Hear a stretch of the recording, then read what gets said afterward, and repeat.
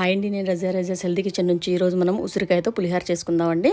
ఇది చాలా బాగుంటుందండి, చాలా టేస్టీగా ఉంటుంది. ముందుగా ఉసిరికాయలను శుభ్రంగా 2-3 సార్లు బాగా కడుక్కొని అందులోంచి పిక్కను తొలగించి ఈ విధంగా కట్ చేసి పెట్టుకోవాలండి.